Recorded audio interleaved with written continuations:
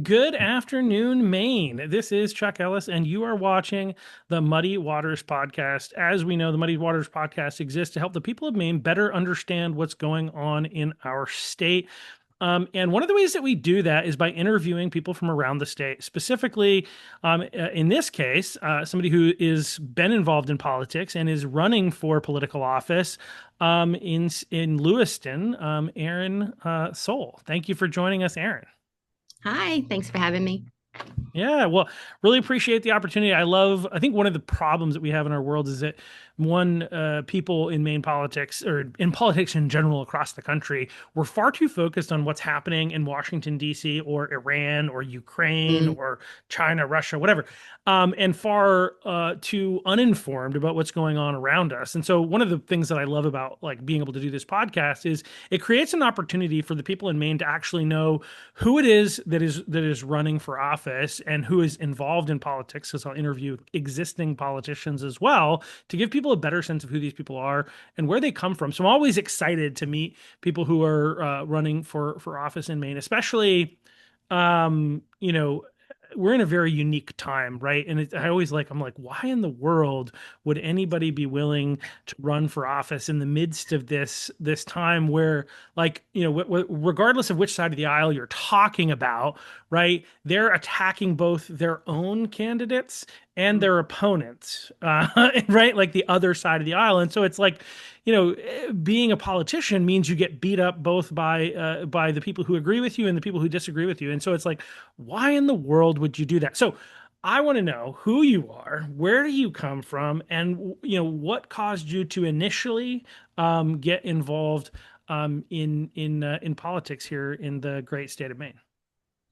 I was born and raised in Freeport. I graduated from Freeport High School and I moved to Lewiston about 16 years ago.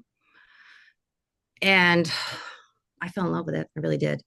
Not as much as when I became a counselor. When I became a counselor, I truly just fell right in love with Lewiston. And I only want what's best. So before council, things were starting to happen. Violence was increasing. My husband and I were speaking, and the Ward 5 City Council seat was coming up. So I threw my hat in the race and I won. And I got to work. So my number one priority the entire time has always been public safety. I've always fought for that. And I usually was I wouldn't say opposed, but I was always the one up there, a lone soldier usually. And it just got to the point where I just had to say, you know what? I'm jumping in. And so I said, we're going to do a needle ordinance, because the public safety piece is just not happening when you're walking around out there and there's needles everywhere and individuals bringing the behaviors with those needles. So I submitted an ordinance, and the ordinance that passed was not the ordinance that I would have liked. So I decided to take out a citizen's petition, and now that needle ordinance will be on the ballot in November. And the good folks of Lewiston can decide what they want. And I think they're going to say they don't want it. So it's going to go back to the 1-for-1. Okay, whereas right now it's like unlimited, right? This is one of the things I hear from around the state. Basically, somebody can come in and get an unlimited number of needles. Yes. Yeah. And there's one provider in Lewiston. That was I voted yes on this ordinance for that one reason, because it stopped other providers from coming into Lewiston. Mm-hmm. So now, but they can give out 100 needles a day. So one person. Yeah. So that's, 700 needles a week. So the amendment will bring it back to that 1-for-1 exchange, which was the CDC's original recommendation, but with a 20 a day cap. So they even if they bring in 100, they will still walk out with 20. And the math says there will be less needles in the streets. I mean, that seems like obvious math. Yeah. Being somebody who got a degree in mathematics, I can say that seems pretty obvious that will lead to less needles on the streets, which I think is a good Validated. thing. The whole needle situation is very, I think, very complex. But I think I guess, again, I think you're now running for state senate and you're running as an independent. But the people who have really kind of pushed this idea of needle exchange in general have been mostly, even though, when we talk about city ordinances and stuff like that, we're saying, well, these are nonpartisan positions. But I find that if you're partisan, you're partisan wherever you find yourself, right? I would actually say that I think this is more true of Democrats, but it's also true of Republicans. That you have your views and you take your views wherever you go, right? And so, like, most of these things that are pushing for people to being able to get access to needles are being pushed by Democrats. What is their argument for giving out 100 needles if somebody brings in one? What is their argument for giving out any needles at all?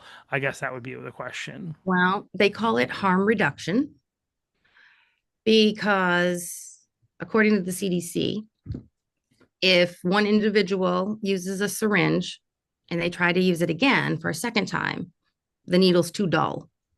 So then it gives them sores and it causes infections. But I don't know. I've had my blood drawn a few times and they've used the same needle when they couldn't get it in there. So I'm not buying that. But they also say that it's about contact. Every time they make contact with the user, that's another chance to get them into recovery. But if they're sending them away with 100 needles, that's a lot less contact, in my opinion. So it's really about them having that clean needle whenever they want it. And I guess not sharing needles, but we know they are.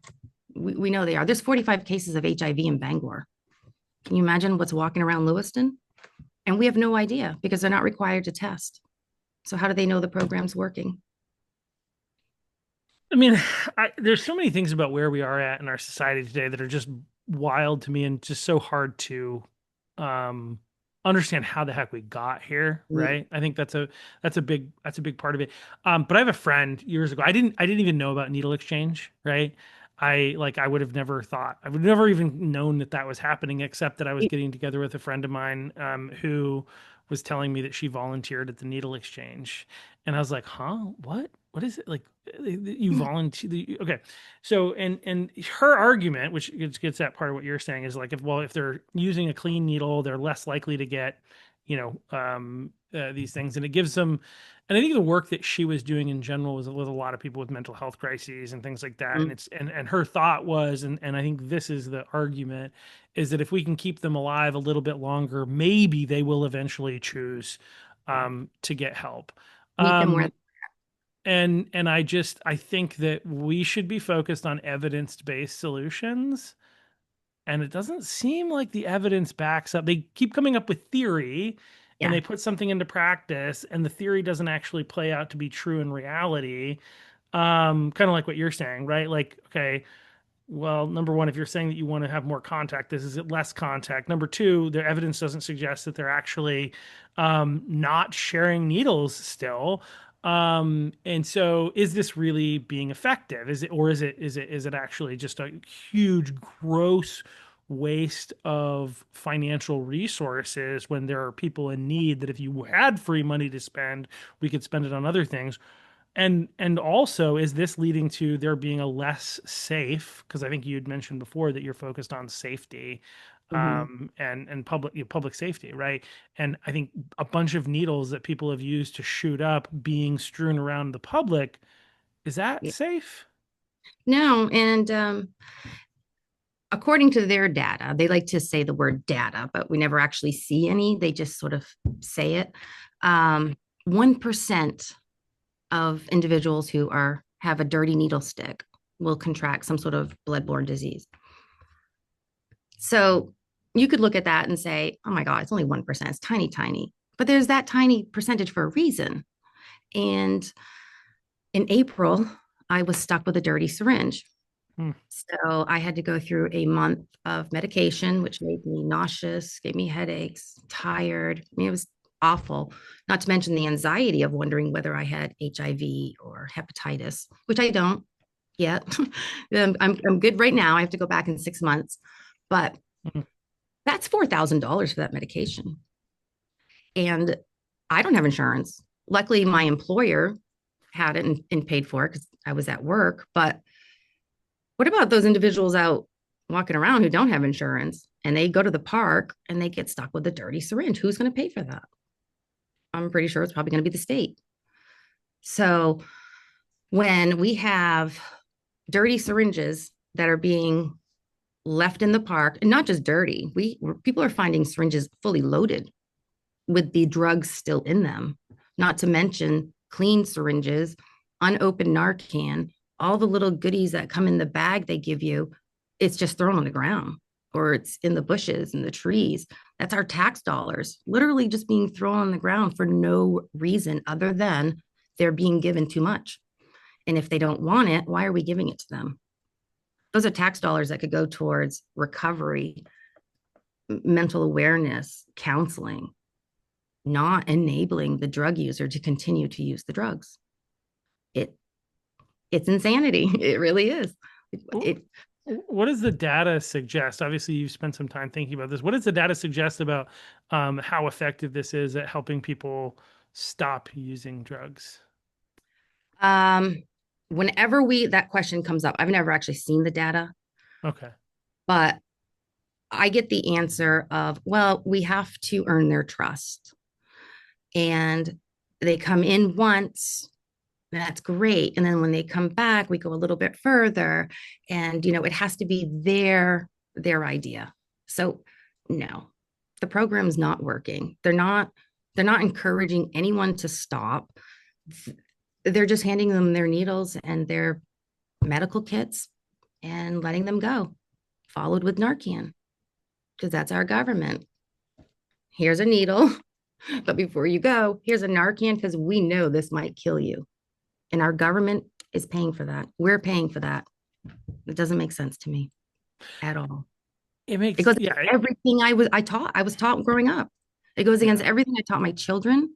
What are the kids these days when they're seeing all this stuff? What are they thinking when it says safe injection? Does it make them think I can give it a try?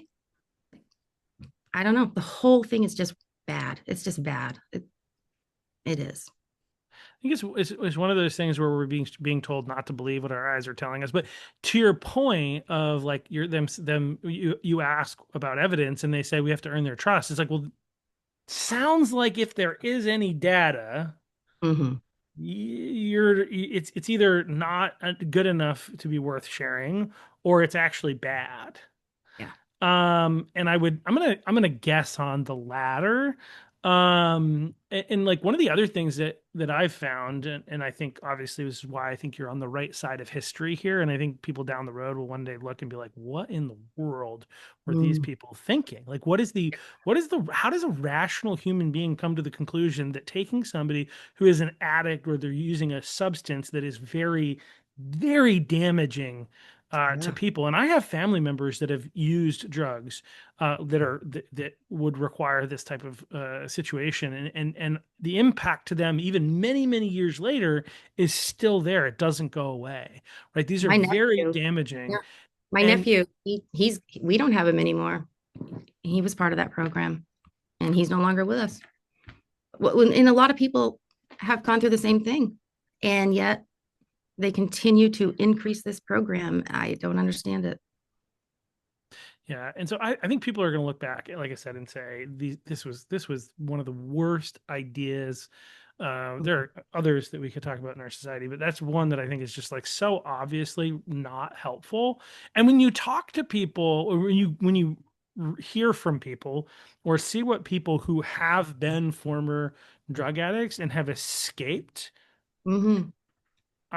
they're all saying this is bad news. This Yeah. is really bad for the addict. I got out, and if this was here, I don't think I would have. I think I wouldn't have made it. Yeah. Right? It's the call I got from my nephew almost every day because Church of Safe Injections was right on Main Street and he was there all the time.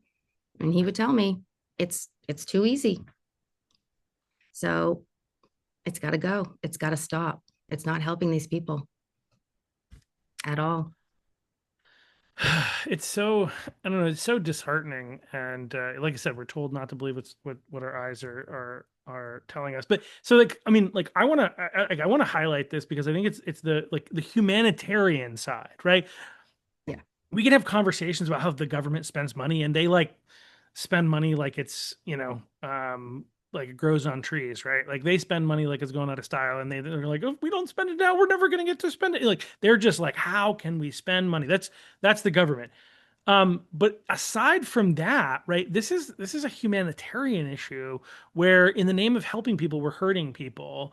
And then like like talking down to people with moral superiority who actually want to help people and just focusing on the fact that we're focused on saving money for the taxpayer, which should be a concern, right? If we have money to spend to help people, it should be spent Really helping them. helping people.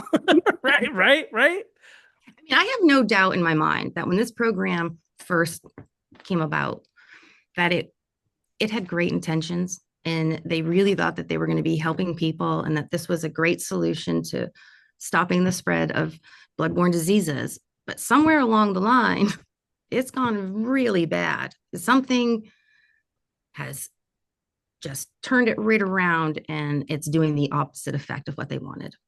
I mean, how do you explain 45 cases of HIV in Bangor when they have 3 programs? You just can't. Yeah. Yeah. I mean, like I mean, I thought HIV was over. And I'm being a little facetious here, but like you hadn't heard Right. a lot about it in a while because like it largely people figured out, okay, these are the things that lead to HIV. And so we just don't do those anymore. We, we're protected and things like that. And now like the idea that it's on the rise in America, right? Like, Well, when I ask the question, how do you know? You're not required to test. So they don't have to test. If they don't want to be tested, they're not tested. And I was speaking with a nurse last week. And so I said, I just would like to know how many cases of HIV are walking around Lewiston, because every time they hand that needle, that person could have HIV. And then that person's sticking it into their body and then throwing it on the ground. Now there's HIV on the ground. She said, oh, there's more than Bangor. That's what I was told. Now, I don't have the data and I don't know, but she looked right at me and said, oh, yes, it's walking around Lewiston. I was like, fantastic. So, yeah, but we're the ones who don't have hearts. Did you know? yeah, I was told to have some compassion when I was on council. And my response is, I have a ton of compassion. It's just been beat up. It's been really beat up this past year. You just look around and you just can't believe what's happening. Well, and it's not. I understand you're saying your compassion has been beat up. Like your idealistic compassion has been beat up, if you want to even call it that. Like, and you just are like, well, this is not. It's not compassion. What they're calling compassion is not compassion, Right. right? It's like if you had compassion, you would say, this isn't working. This isn't helping people. How do we fix the real problem? How do we get to the root? How do we stop people? Why do we have so many people as a society that are addicted to drugs in the first place? How is that happening? How are we getting to this place? Right? That's got to be part of the conversation. If you actually have compassion, you have to look at it and say, we didn't have this much drug addiction many years ago. Now Right. we have this much drug addiction. Like how do we address that? How do we fix the Stop problem? enabling it. Just Well, need to and stop and then enabling it. well, Yeah. that's a I think like I You said that's make a it huge. difficult. If you make it difficult, there, you know, I argued with one of the counselors because they didn't want a certain number of bumpers, distance around the provider. I didn't want it in our downtown. Like, come on, we don't need this in our downtown. And so they said, well, they can't walk, 5 miles. How are they going to get to the program? I said, well, if their drugs were 10 miles away, guess who's walking 10 miles? I'm like, so they can get there. I Mhm. don't see that we need to cater to their addiction. I would like to see them get some help, but handing them needles and making it so easy for them, no, that's got to stop. Yeah. So obviously that's one of the big issues for you. You kind of had mentioned like public safety, and this is one of the biggest, where you live in Lewiston, one of the biggest things that kind of drew you into being involved in politics in Lewiston. And you served on the council for how many years? When did you start, and how long were you on there? Um, from 24 to 26. Yes, Okay, 24 so to is it 26. 2 year term? Yeah. And you there was it an election this year that It was or in November, this past November. okay, okay, but you still continue to serve for a little bit. So Yeah, right up until past January. January. Okay. So you were on for 2 years, and unfortunately, you did not win re-election. But now you're running for another seat. So tell us about that and what prompted you to decide to run for state senate.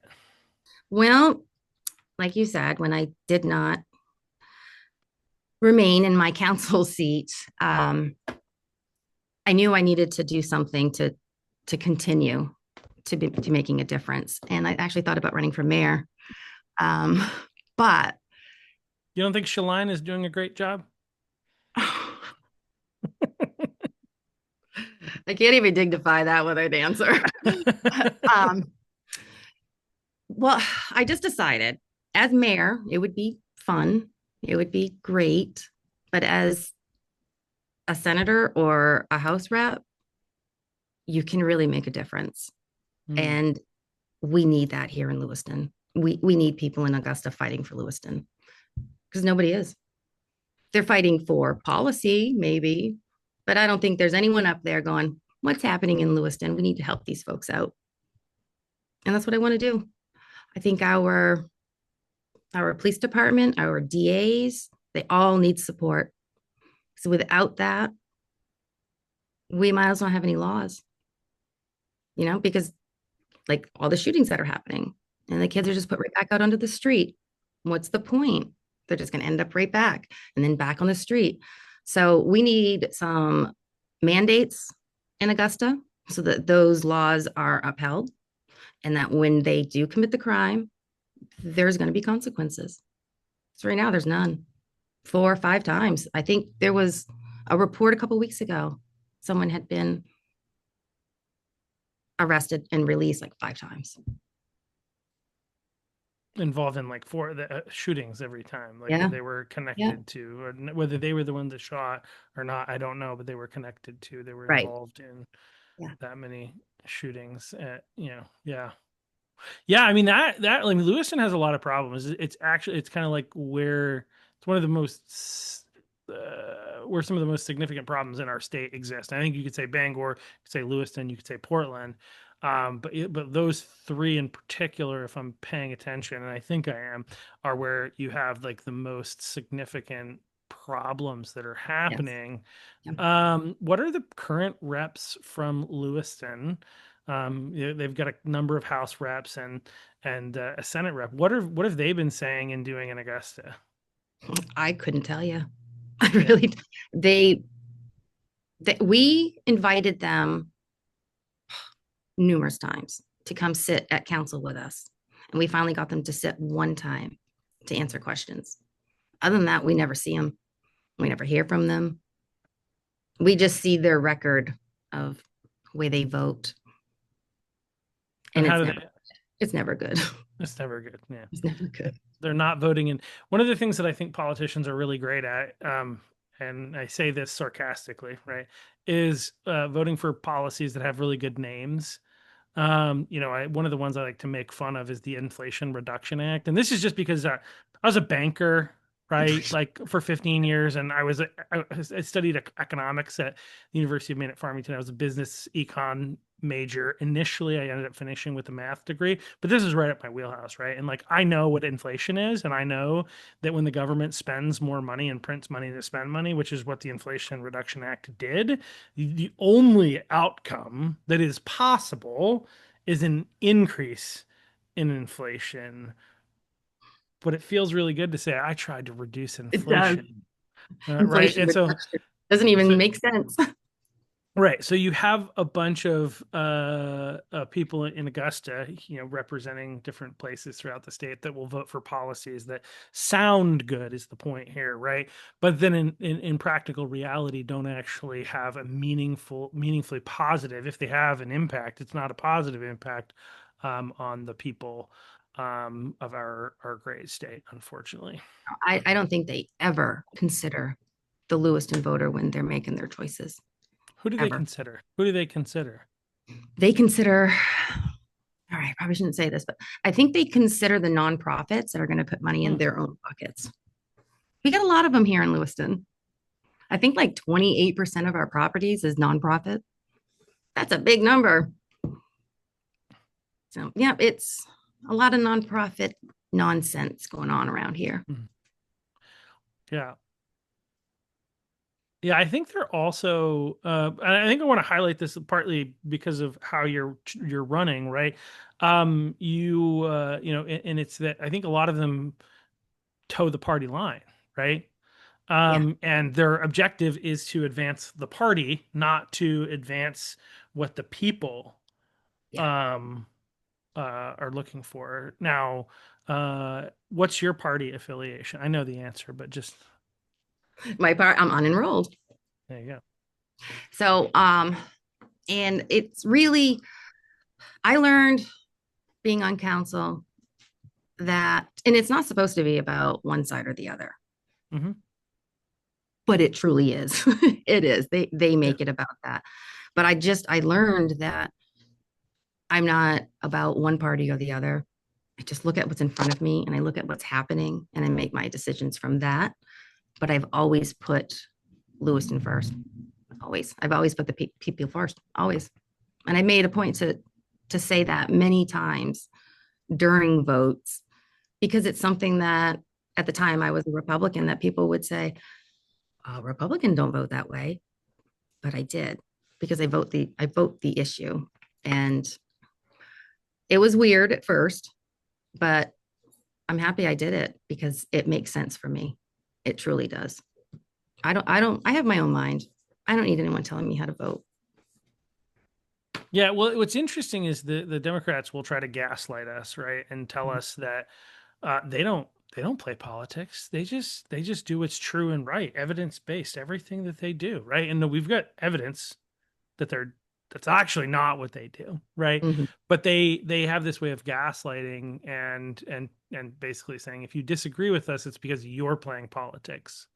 When in reality, they're playing politics. The They the are. difference is that they have a level of control in the flow of information because of where um I mean, again, the media doesn't tend to play fair, we'll say. Yeah. um yeah, Especially here in Lewiston. yeah, yeah. So We have the Sun Journal yeah, and now the Wire. yeah, yeah. Yeah, well, and I'm always appreciative of the Maine Wire and their focus of highlighting what's really going on, and because that's what we try to do as well, right? Yeah, Is I want people to know not what some special interest group, or government funded news agency, right? Like which a right. lot of them, the Portland Press Herald receives money from the Mills administration, the Bangor Daily News receives money from the Mills administration, Yeah. right? Do you think that those don't come with strings attached? It's ridiculous to suggest that they don't.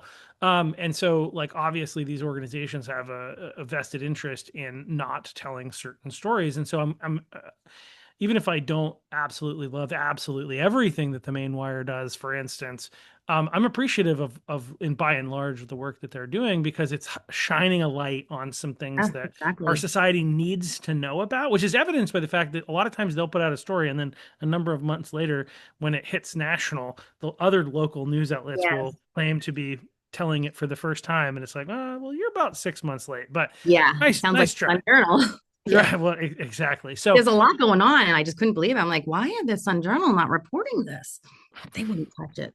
yeah, yeah. Yeah, and it's because of that. Again, they have this attitude, and they keep saying that. I'll highlight one last time, and then we can move on. But like that, they are objective and middle of the road. They're not partisan. They're not like it's anybody who disagrees with them. They're the ones playing politics, and it's just not true. And I'm tired of being gaslit by them. And so I appreciate people who are willing to you know, uh, be who they are, be the independent person that they are. Where you're unenrolled, you're not beholden to any political party. I am a Republican, but when I ran in 2022 and 2024, like one of the things that I said is I'm not a party man. Like me as a person, like when I was, no matter what company I've been in, I'm always kind of like. Rocking somebody's shoe or a turd in the punch bowl in a One. sense because like I'm always like I'm never like 100% committed to what you tell me I'm supposed to believe. I want to know the truth and I'm going to ask questions and I'm going to get to it and I'm going to make decisions based on what I think is right, not based on what you tell me is right. Like I've always, so no matter what company I've worked for, I've never been a company man. I'm going to be my own mind. I'm going to do my own research and come to my own conclusions. And it sounds like, you're that way and which is why, as you said, you did some things that were not what people believed you should do when you were part of a party, but that's why you're no longer part of a party. Right. Right. It was the shelter. And I'm not sure that I still agree with it, but at the time we needed to do something. We truly did. And that's what we did. Yep. No, makes sense. So, so obviously focus on public safety, and in your role, if if and when, hopefully, you're elected to state senate to represent Lewiston, the great city of Lewiston. Actually, but saying the great city of Lewiston, I just want to go back to this because and then I want to get into some of the other issues. But I remember when you were talking about how you moved to Lewiston, you just love Lewiston. Um, that's weird to most of us in the state, right? Like I remember, there's a couple of things. Obviously, there are some negative names around Lewiston, and I'm going to say one, so just don't be too offended. One of the reputation things that the city of Lewiston has is people call it the Dirty Lou, right? I know, I know, I know. I serve on a nonprofit. I serve on the board for a nonprofit that actually operates partly in Portland and partly in Lewiston, and I don't say it around them because they get, they might get upset with me as well. Some people love it. Um, Some people wear it with pride. yeah, It's just not the best name for a city that's trying to climb out of the hole we're in. agreed. And and we have done so much for Lewiston. It is just that name came a long time ago, and since then there's been a lot done, and there's going to be a So lot more. which is odd. So what I wanted to ask is like, what is it that what do you love about Lewiston, given its reputation and given where it's been, and where it is, right? Like there's a lot of problems there. What is it about Lewiston that you love? Why do you love Lewiston so much? Well, I love the fact, this is a very basic one, but I love the fact that I live in the city, but I am not in the city. Like I am just outside of the city. Everything is very close. And everyone, for the second largest city in Maine, everyone knows everyone. You do. You're not going to go downtown and not run into somebody that you know. And I've just met so many great people here. I I really have. And we put on some fantastic events that I wish more people would come out. That number's kind of been slowing down, and understandably, but we really are trying. Lewiston doesn't just kind of close their eyes. We know what's happening, and we're trying to fix that, and we will fix it. I'm confident when I get to Augusta. Yeah. So what I'm hearing is like it's the people, right? You love the Sure. people of My husband grew up Lewiston. here. Yeah. And despite some of the challenges, there are really great people that are banding together to There try are. and work to make their town, their city, I should say, a better place. So I think, like I said, you don't hear a lot of people saying a lot of positive things about Yeah. Lewiston. So to hear We're somebody like so say that diverse. I just fell in love with Lewiston, I'm like, I did. I really yeah, did. Not right at the beginning. I'm not going to, sure, sugarcoat that, but growing up in Freeport, it was the one city that my mother always told me I wasn't allowed to go to. And it was the city that I probably never imagined ever living, let alone representing. But here we are, and I do.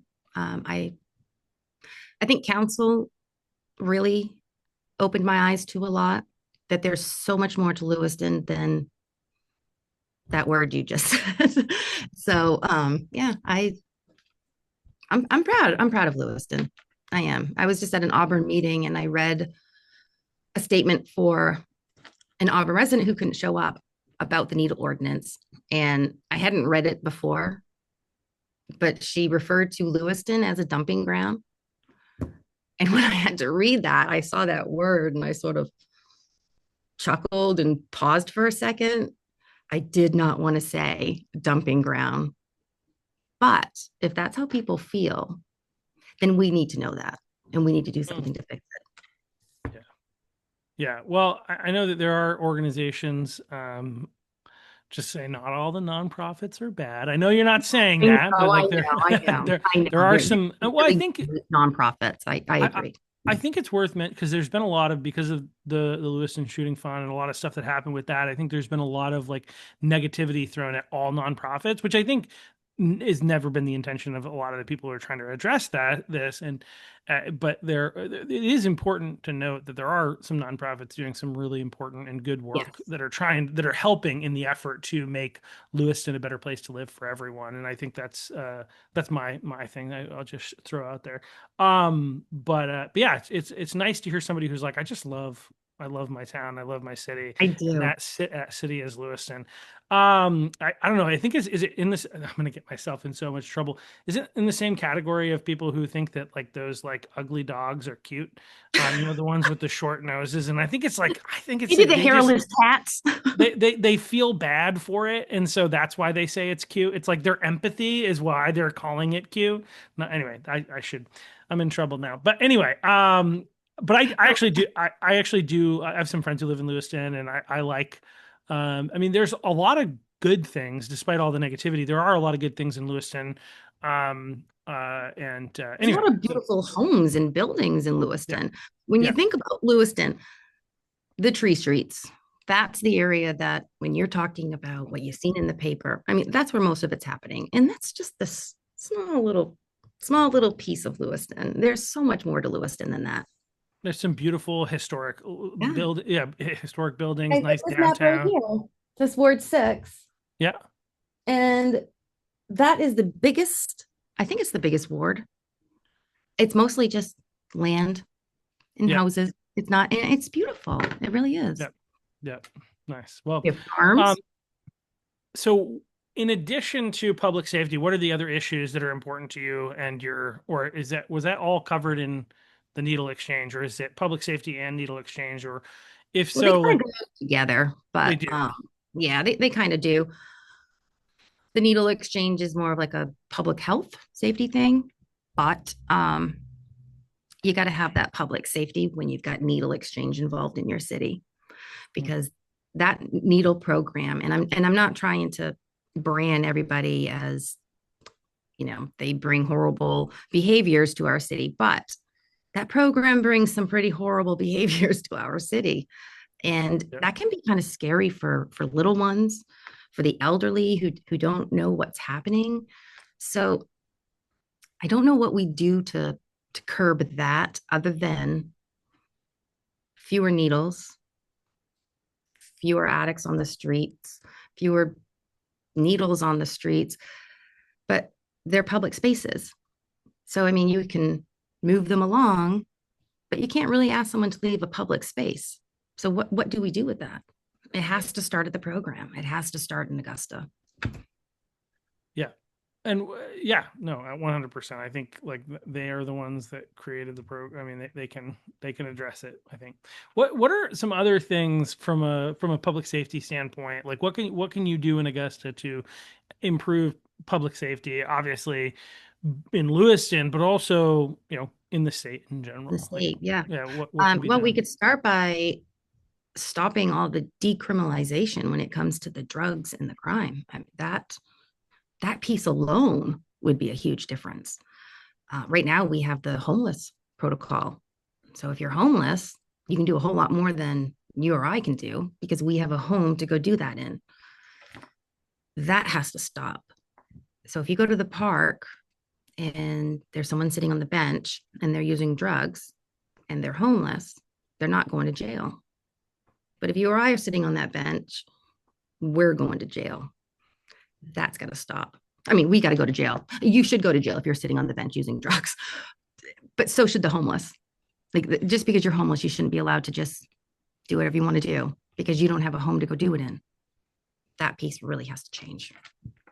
Hmm. Yeah, I've heard about that. What are because there are like 5 or 6 things that people Yeah. can do. I think breaking and entering one of them. I don't know all of them. Like I know the drug piece, like using in public. I I think don't know about the squatting. I I'm really not sure of the other yeah, pieces. no, but there are There's like a 6 things. There are 6 like mm, more we'll call it minor crimes where somebody's not at risk or whatever that people can do and claim to be I appreciate that you use the word homeless.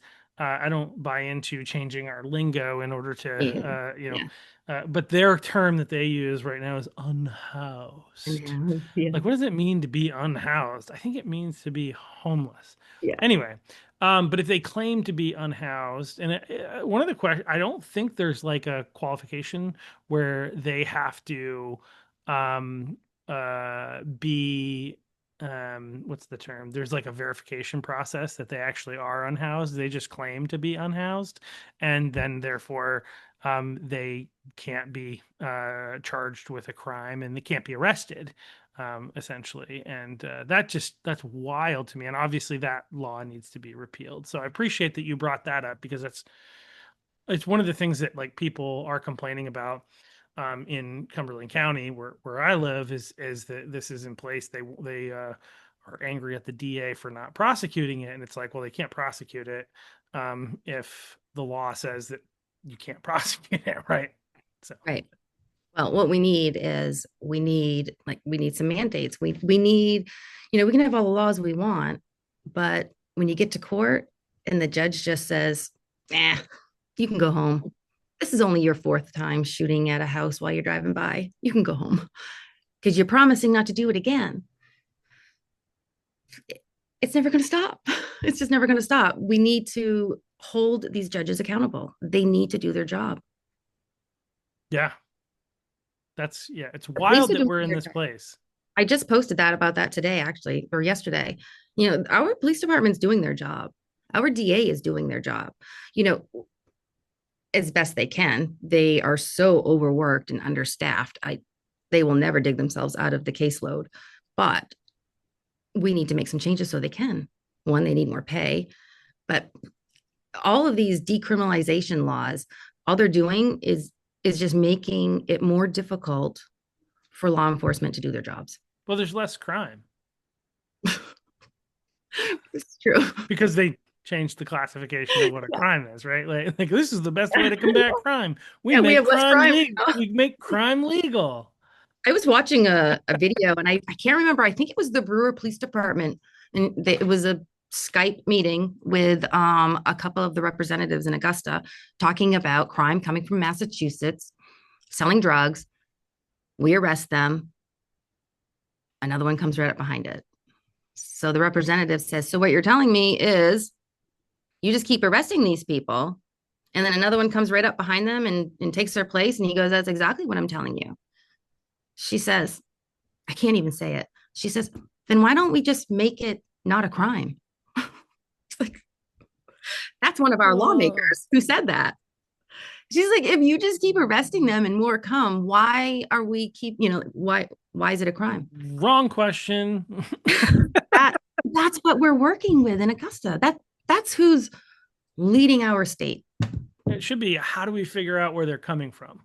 Right? How do we get to the source of the problem? It shouldn't be stop doing this. It should be like, we got to figure out where they're coming from. God bless the sheriff who had to answer that question. Oh my gosh. It was great. Yeah. I just like, I feel like you should have to have an IQ above 6 in order to be a representative in Augusta. Maybe that's, I'm being a little harsh. Give them a 5. But I shouldn't talk like that. I'm going to be No. one of them up there. But no, we do have a lot of great people in Augusta. We do. We have a lot of people fighting for us, but we have a few that we just need to switch out a little bit, swap them out for someone else. Yeah, I mean, we need people who are going to, support common sense legislation, right? That is actually positively impactful, rather than, again, stuff that just sounds good and are ways for you to be able to tell people like, we helped people, when in reality your help was actually harm. So anyway, well, thank you so much for being willing to kind of stick your neck out there and be a public person, and in such a politically charged environment, and kind of go against the grain when you were on the council, and you continue to. Everybody wants you to be either a Democrat or a Republican, and so to be in a place of saying, I think it's best to, if I'm going to serve the people, I don't need to be beholden to a political party. I definitely understand and appreciate that. And I think we need more people with independent minds. I don't mind have you registered as a Republican. Actually, like, I would love it if you could have people who had independent minds that were registered as Republicans or Democrats. The problem, especially with the Democrat Party, but there are issues with it within the Republican Party as well, that there's groupthink and that you have to obey the leadership of the party. And I think that that's problematic. It's a bigger problem on the left than it is on the right, but it's a problem there too. And so anyway, I appreciate you being courageous. I think in running in the way that you feel like it gives you the best ability to help the people of. Trust me, it would have been a lot easier if I Lewiston. did run as a Republican, but I just wasn't comfortable with it, So now I don't get help from the Democrats and I don't get help from the Republicans. I'm just out there on my own, and that's okay. I've been there before. I can do it again. Yeah. Well, thank you so much. Is there anything else that you would like to share with the people at home before we wrap it up here? Yes, actually, there is. I want to encourage Lewiston voters to get out and vote in November. They just have to. We're never going to have change unless they come out and vote. And they can do absentee ballot if they want, but come on down. It's fun. Hold that ballot, put it in the machine. And I really hope that they vote yes on this needle ordinance. There's a lot of folks out there that they would say, when it says 0, you'll get my signature. But what I need them to understand is that right now, this is just the lesser of the two evils. I don't believe if I had gone for a full ban, it would have passed. There are too many people who want it and think that it's necessary, but restricting it a little bit, I think that's going to pass. And I really want them to vote yes, because if they vote no, we're just going to continue on the way we are. If they vote yes, fewer needles in our street. And I think they're just going to go to Auburn. Auburn just passed their ordinance to have 2 programs. And I spoke out against that as well. So I don't know what's going to happen. I don't know if Auburn's going to open 2 providers and then they're all going to sort of migrate over here after they get their syringes. Or are the Lewiston clients just going to go to Auburn because they can get more syringes from Auburn than they can Lewiston? I guess we'll have to see. Yeah, we'll see. I mean, I think they'll go wherever they have to go to get their syringes, unfortunately, but progress is, progress. And I hate using the word progress because it gets associated with progressive, which is in many ways actually regressive. But I think what you're saying, and I would agree with, is that people need to understand that, perfect is the enemy of good sometimes. And, you might not get everything that you want in any change, but the question shouldn't be, is it perfect? Is it 100% what I want? The question should be, is it better? Is it the best available option? and is it better than what we currently have? And it sounds like, the reduction obviously is one that would be better Well, than what we currently if you have. look at it prior to COVID, we didn't have this problem. There was still needle exchanges out there. There were mobile units. There was way more than what we have right now, but we didn't have all this needle litter. We didn't have the behaviors that we're seeing now. Maybe a little, or maybe I just didn't know where to look. But it just, I, I'm frustrated. I want it to pass. Prior to COVID, we didn't have that. So why do we have it now? It's because you're giving out 100 needles Yeah. and they don't have to pay any back. So it's extremely frustrating when you hear the CDC say, oh, no, this is best practice. Well, in 2020, you said this was best practice. So which one is it? Yeah. They don't know. They don't know. They're not necessarily the most trustworthy organization anyway, but that's a whole nother story. Yes, but here's another piece of evidence in case you're wondering at home. Well, again, thank you so much for running, and thank you for being willing to talk about controversial things that some people are going to describe in very unfavorable terms. But I think they're good things to focus on and good things to obviously, again, from anybody who's paying attention, has any kind of common sense, you're on the right side of history here. And I think in the end, we're gonna see that. And the people who have been pushing these policies that are harmful, they're going to regret their decision, and they're maybe, hopefully, at some point, going to be held accountable, at least in the court of public opinion. So. Thank you once again, and thank you all for watching. And we'll see you back here most likely next week. Well, definitely at some point next week we'll have somebody on. So thank you, and again, one actually really important thing before we close up: where can people find you? They can go to Facebook. I've got 2 pages. One's a personal page, but if they just put in Eryn Soule for Senate, they're going to see all kinds of things pop up. Okay, so go ahead to Facebook, follow Eryn Soule for Senate. You are running as a clean election candidate, so they can't give you any money unless if they live in Lewiston, they can do $5 contribution on your behalf, essentially, to the Maine Clean Election Fund. And there's information about that on your Facebook page. Yeah, there should be, but they can just go to Maine Ethics, and it should be a little contribution button. Yep. And then my name will pop up, and I would be greatly appreciative. Get me over that finish line.